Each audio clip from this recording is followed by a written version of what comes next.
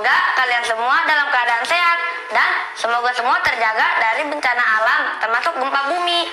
Hari ini aku ingin belajar lebih dalam mengenal gempa bumi sebab aku belum pernah mengalami adanya gempa.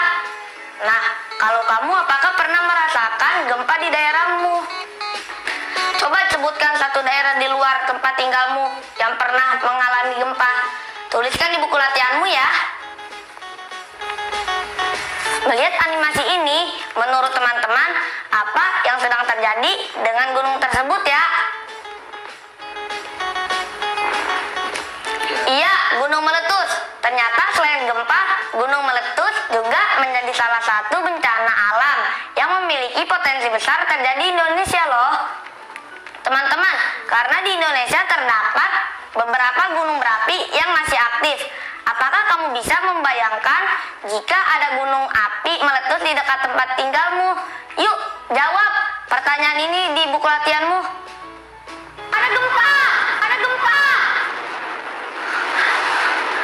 Kak, ada gempa, Kak! Dek, kenapa kamu teriak-teriak? Tadi tanaman itu gerak, Kak, bergetar. Jangan-jangan ada gempa, Kak. Bagaimana kalau ada gempa lagi nih, Kak? Enggak, itu tuh bukan gempa, Dek. Tadi itu tanamannya gerak karena ayah lagi ngebor di samping kamar. Tuh. Syukurlah. Aku kira bakal terjadi gempa, Kak. Emang ada tahu apa itu gempa? Belum tahu, Kak. Gempa bumi itu adalah getaran yang terjadi di permukaan bumi akibat pergerakan lempeng bumi. Nah, gerakan itulah yang membuat segalanya bergetar. Lempeng bumi itu maksudnya apa? Aku masih belum paham. Coba sini deh, kakak bantu jelaskan dengan gambar ya. Gempa bumi yang terjadi di negara kita itu ada dua, Dek. Ada gempa tektonik dan gempa vulkanik. Gempa tektonik dan vulkanik maksudnya seperti apa, Kak? Gempa tektonik terjadi karena adanya patahan yang disebabkan pergerakan lempeng bumi. Jadi, bumi kita itu memiliki beberapa lapisan. Lapisan berbentuk padat disebut litosfer. Ada juga lapisan bumi yang bernama astenosfer yang berbentuk padat tetapi bisa mengalir seperti cairan. Nah, kedua lapisan tersebut terdapat di lempeng bumi yang selalu mendesak satu sama lainnya sehingga menjadi energi yang bertumpuk dan akan terus makin besar. Ketika energi itu lepas, maka terjadilah gempa. Gitu deh. Oh, jadi gempa tektonik itu berasal dari lempengan yang ada di bawah kita ya, Kak? Iya, betul banget. Lalu kalau di tayangan animasi yang aku nonton barusan, mengapa ketika terjadi letusan gunung juga ada gempa? Nah, kalau itu disebabkan gempa vulkanik, Dek. Itu adalah gempa yang terjadi akibat aktivitas magma pada gunung berapi. Jika magma semakin aktif, bisa menimbulkan ledakan dan gunung api meletus. Ledakan itu juga bisa menyebabkan terjadinya gempa bumi. Tapi, Dek, tenang aja. Biasanya gempa seperti ini hanya terasa di sekitar wilayah gunung berapi aja. Berarti di daerah yang jauh dari gunung tersebut tidak akan terasa gempa ya, Kak? Iya, benar banget, Dek. Karena umumnya itu terjadi di daerah sekitar gunung meletus. Tapi kekuatan gempa juga bisa bervariasi loh. Sepertinya aku pernah lihat di berita efek dari gempa bumi menyebabkan kerusakan besar ya, Kak? Efek dari gempa itu beragam, Dek. Ada yang menyebabkan kerusakan berat seperti rumah roboh atau pohon tumbang. Tapi ada juga yang hanya menyebabkan getaran kecil. Nah, untuk mengetahui kekuatan gempa, kita bisa mengukurnya dengan menggunakan alat yang bernama seismograf. Alat ini satuan ukurnya bernama skala Richter. Coba lihat tabel berikut ini. Jika kekuatan gempa kurang dari 2,0 skala Richter, efek gempanya tidak terasa. Bahkan, mungkin kamu juga tidak akan menyadari kalau itu adalah gempa. Berarti gempa ada juga yang tidak terasa ya, Kak? Ada dong, gempa yang terjadi dengan kekuatan 2,0 sampai 2,9 skala Richter juga tidak akan terasa. Meski tidak terasa, gempa tersebut tetap bisa terekam loh oleh seismograf ini. Oh, begitu. Kalau gempa yang 4,0 sampai 4,9 skala Richter, bagaimana efeknya, Kak? Nah, gempa dengan kekuatan tersebut bisa terasa getarannya, Dek. kita juga bisa lihat barang-barang di sekitar kita itu bergetar. Tapi bukan bergetar seperti yang tadi adik kira gempa itu ya. Iya kak, aku sekarang sudah mulai paham mengenai gempa. Berarti gempa dengan kekuatan 5,0 sampai 5,9 skala Richter menyebabkan kerusakan dong. Kerusakan yang disebabkannya bisa saja besar, tapi umumnya hanya pada area kecil. Aduh, aku jadi takut kak kalau nanti terjadi gempa saat aku sendirian. Nggak ada kakak, nggak ada ibu, nggak ada ayah. Ketika terjadi gempa, hal pertama yang harus dilakukan adik itu adalah bersikap tenang. Kalau adik berada di dalam ruangan saat terjadi gempa, adik bisa bersembunyi di bawah meja supaya terhindar dari benda-benda yang bisa saja jatuh akibat getaran gempa. Nah, kalau takut sendirian, gak apa-apa kalau adik berteriak meminta tolong. Justru dengan begitu, orang lain atau kakak bisa cepat untuk menolong adik. Tenang aja. Gimana? Sekarang adik udah paham dong? Paham kak? Bagus, karena kalau adik tidak tenang menghadapinya, adik akan kesulitan berpikir untuk menyelamatkan diri dengan aman. Oh iya, berarti yang tadi itu bukan gempa ya kak? Ya iyalah, bukan.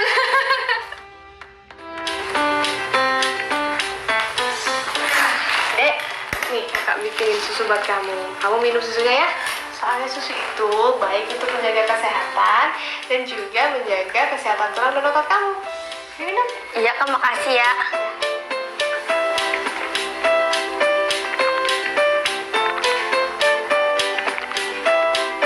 Sudah kak. Enak nggak? Enak kak. Ya udah, lanjutin belajarnya. Gimana, kamu udah paham soal gempa bumi? Sudah kak. Oke, berarti kamu udah bisa menjawab pertanyaan dari kakak dong. Iya kak, aku siap. Oke, kalau gitu kakak kasih pertanyaan ya. Apa perbedaan gempa tektonik dan gempa vulkanik? Gempa tektonik adalah gempa yang terjadi karena adanya patahan yang disebabkan pergerakan lempeng bumi. Sedangkan gempa vulkanik adalah gempa yang terjadi akibat aktivitas magma pada gunung berapi. Apa yang dimaksud dengan seismograf? Seismograf adalah alat untuk mengukur dan mencatat gempa, Kak. Tepat sekali. Nah, kalau satuan itu apa? Skala Richter, Kak. Pinter. Oke deh, next ya. Mengapa harus bersembunyi di bawah meja jika terjadi gempa? Supaya bisa menghindari benda-benda yang jatuh ketika gempa berlangsung, Kak. 100 buat kamu.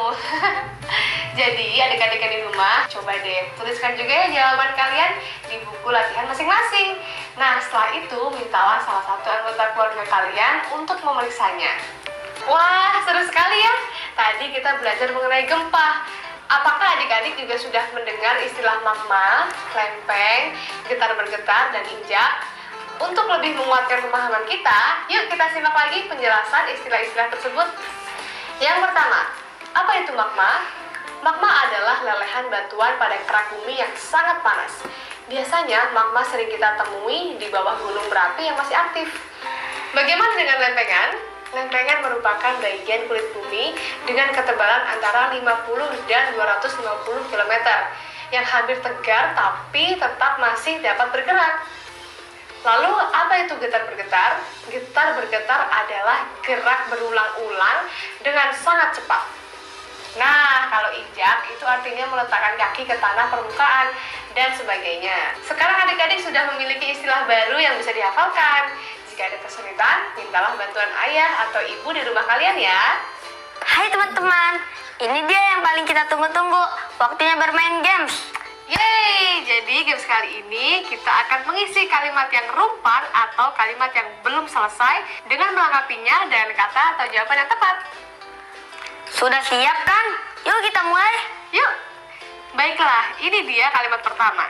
Silakan di smart screen. Getaran yang terjadi tiba-tiba dinamakan Gempa, Kak. betul sekali. Next ya, kalimat selanjutnya. Gempa akibat gunung meletus dinamakan Aku tahu, gempa vulkanik, Kak. tepat sekali. Nah, untuk kalimat ketiga, gempa akibat bergesernya lempengan bumi disebut apa? Ayo. Gempa tektonik, Kak. Pintar. Wah, ada aku hebat nih. Coba kalimat selanjutnya ya. Alat pengukur gempa disebut juga dengan... Ayo, jawabannya apa nih, Dek? Seismograf, Kak. Betul sekali. Yeay. Jadi alat pengukur gempa itu atau alat pencatat gempa dinamakan seismograf. Next ya, ke pertanyaan berikutnya. Apa yang harus dilakukan pertama kali jika terjadi gempa? Tetap tenang, Kak. Tepat sekali. Dalam menghadapi bencana apapun, kita diharuskan untuk tetap tenang ya, Dek. Supaya kita bisa memikirkan dengan baik cara-cara penyelamatan diri yang aman. Siap, Kak. Nah, pertanyaan terakhir nih. Satuan ukur gempa itu apa sih? Skala Richter, Kak. Ah, pinter. Hore! 100 untuk kamu. Yeay. Oh iya, teman-teman. Sudah mengisi jurnal bacaanku. Jangan sampai lupa ya. Nah, karena tadi kan kita sudah membahas soal gempa. Jangan lupa untuk selalu diingat dan dicatat ya. Siap, Kak. Adik sekarang sudah bisa membedakan gempa karena gunung meletus dan gempa yang terjadi karena lempengan bumi. Nah, catat bagian-bagian yang menurut kalian penting dan menarik di buku kerja kalian ya, adik-adik. Kami akan kembali setelah yang satu ini. Tetap bersama kami ya.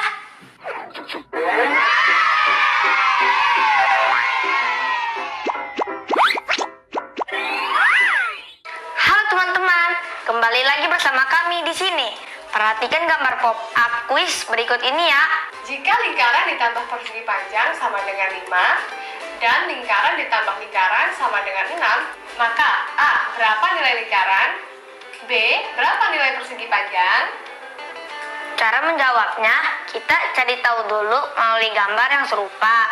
Kalau gambar lingkaran ditambah lingkaran sama dengan 6, maka jumlah dibagi 2 sesuai jumlah lingkaran. Hasilnya 3, betul kan? Betul banget, Dek. Terus, gimana dengan persegi panjangnya? Kalau salah satunya sudah ketemu, gampang, Kak. Kita tinggal cari nilai jumlah lingkaran ditambah persegi panjang. Hasilnya adalah 5. Selisih angka dari 3 ke 5 adalah 2. Jadi nilai persegi panjang sama dengan 2, Kak. Wah, adik kakak hebat ya. Oke deh, kita next ya. Jika lingkaran ditambah segitiga sama dengan 6 dan lingkaran ditambah segitiga ditambah segitiga hasilnya 7, maka berapakah nilai segitiga? Berapakah nilai lingkaran? Aku coba jawab ya, Kak. Ketika lingkaran ditambah segitiga, hasilnya 6. Dan ketika lingkaran tersebut ditambah 2 segitiga, hasilnya 7. Coba perhatikan segitiga ini menjadi selisih di antara keduanya. Itu artinya segitiga ini bernilai 7 dikurangi 6, yaitu 1. Sekarang kita sudah tahu nilai segitiga adalah 1. Jadi ketika lingkaran ditambah segitiga hasilnya 6, maka kita bisa tahu kalau lingkaran tersebut nilainya adalah 6 dikurangi 1, yaitu 5. Wah, hebat! Pinter, kamu bener jawabannya. Apakah kamu pernah merasakan atau mendengar berita tentang gempa di televisi atau surat kabar? Gempa bumi adalah getaran yang terjadi di permukaan bumi akibat pelepasan energi dari dalam secara tiba-tiba.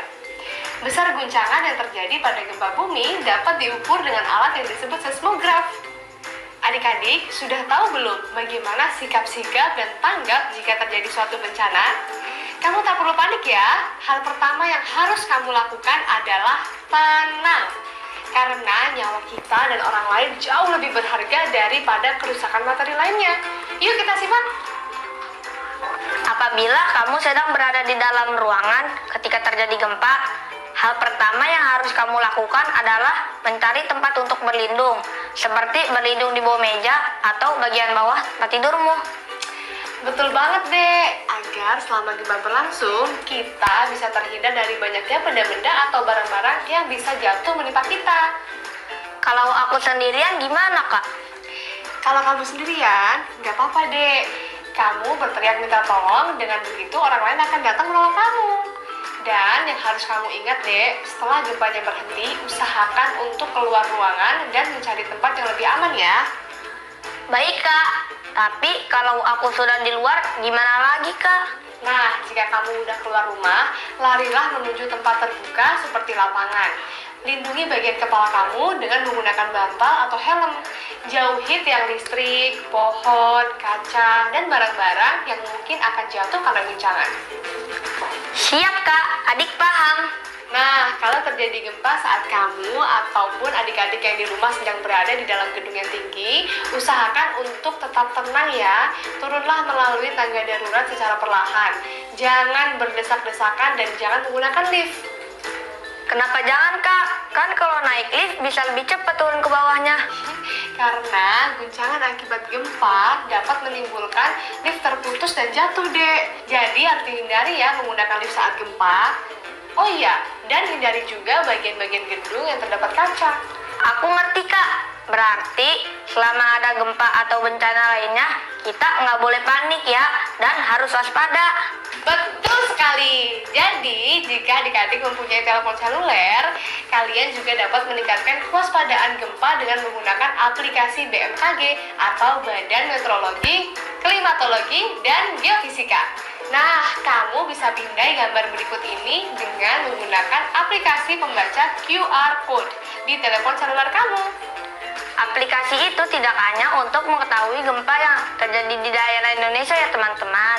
Kamu juga bisa mengetahui cuaca, iklim, dan kualitas udara di sekitarmu. Oh iya Dek, sejak tahun 2008, BMKG sudah tidak lagi menggunakan skala Richter dalam menentukan kekuatan gempa. Terus apa dong Kak? BMKG menggunakan besaran satuan magnitudo. Nah, dalam aplikasi tersebut, kamu akan tersebut dapat dilihat bahwa magnitudo tersebut berada di antara M5 dan M6. Adapun 5,3 jika kita tempatkan di garis bilangan akan berada di sebelah kiri dan lebih dekat dengan angka 5. Oh iya Kak, aku paham sekarang. Tapi kalau misalkan gempanya lebih besar dari itu bagaimana Kak? Nah, apabila gempa bumi terjadi di bawah laut dengan tsunami. Kalau hal itu terjadi, jauhi daerah pantai dan evakuasi diri dan juga keluarga ke tempat yang tinggi. Baik Kak, aku sekarang sudah mengerti apa yang harus aku lakukan ketika terjadi bencana gempa. Kamu lagi ngerjain apa, Dek? Iya nih Kak, aku dapat tugas untuk membuat daftar tempat evakuasi jika terjadi gempa bumi Kak. Lalu aku juga diminta memperkirakan daya tampung tempat evakuasi tersebut dan berapa jauh jarak yang ditempuh untuk mencapainya Kak. Oh itu. Oke deh, yuk kita kerjain. Ayo Kak. Kira-kira tempat seperti apa sih yang bisa kita jadikan lokasi untuk evakuasi gempa? Lapangan Kak. Nah, betul deh, lapangan bisa kita jadikan untuk tempat evakuasi sementara karena aman dan jauh dari gedung tinggi, pohon, dan lain sebagainya yang dapat membahayakan ketika terjadi gempa. Setiap tempat evakuasi memiliki daya tampung tertentu. Kita bisa mencatatnya dalam label. Oh iya, bagaimana caranya Kak? Yuk, kita coba tuliskan datanya. Misalnya lapangan tadi Kak, daya tampung lapangan bisa mencapai 100 orang Kak. Bisa dong, Dek. Lalu, berapa coba jarak lapangan tersebut? Kalau jaraknya 125,7 meter, maka bilangan bulat terdekatnya 126 meter ya, Kak? Tepat sekali. Itu karena angka 7 di belakang koma lebih dekat ke angka 10. Jadi, jika dibulatkan, hasilnya akan menjadi 126. Lalu kalau di bawah meja, sepertinya hanya cukup 2 orang ya, Kak? Semisal jarak meja yang aku hitung 0,8 meter, bilangan bulatnya berapa ya, Kak? Karena angka 8 di belakang koma lebih dekat ke angka 10, maka 0,8 itu dibulatkan menjadi 1 meter. Wah, iya aku baru paham sekarang, Kak. Nah, adik-adik, coba deh kalian amati lingkungan sekitar kalian. Tempat apa saja sih yang dapat dijadikan tempat untuk evakuasi? Tulis beberapa daya tampungnya, lalu hitung berapa jaraknya, serta berapa nilai pembulatan terdekatnya. Tulis di buku latihannya ya. Dan jangan lupa juga untuk diskusikan bersama ayah, ibu, atau kakak kamu. Halo teman-teman, untuk lebih mengingat pelajaran dan materi pembulatan bilangan, yuk simak penjelasan kakak. Di Aceh pernah terjadi gempa pada tahun 2004 dengan skala magnitudo 9,1.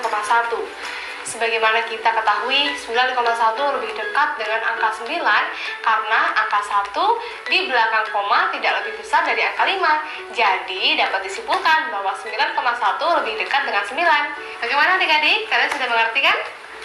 Mengerti Kak, aku lanjutkan ya. Silakan Dek. Pada garis bilangan kedua diinformasikan gempa Jawa Barat yang terjadi pada tahun 2007 sebesar M5,7.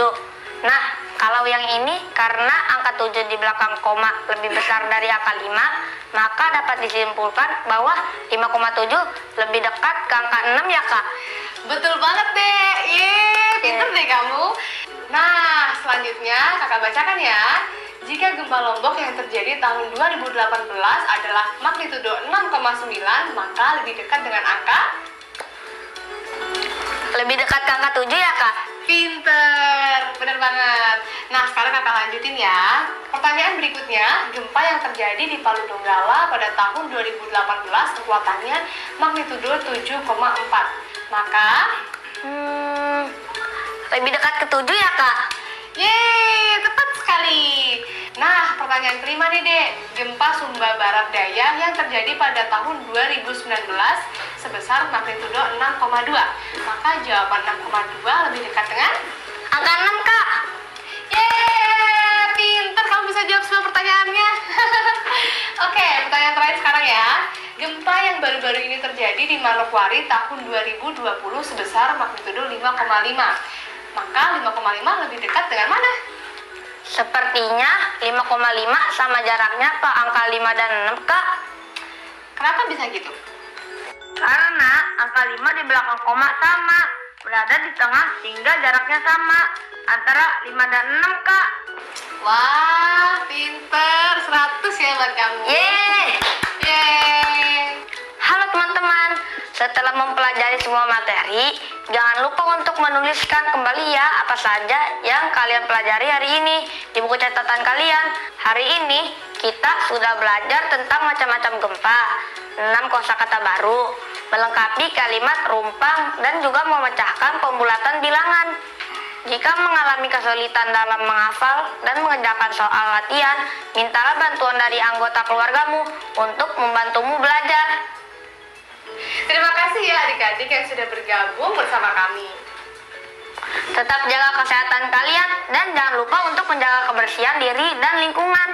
Sampai jumpa besok. Dadah. Adik-adik ingat selalu untuk rajin mencuci tangan, menjaga jarak, dan memakai masker jika hendak keluar rumah untuk mencegah penyebaran COVID-19. Sampai jumpa lagi.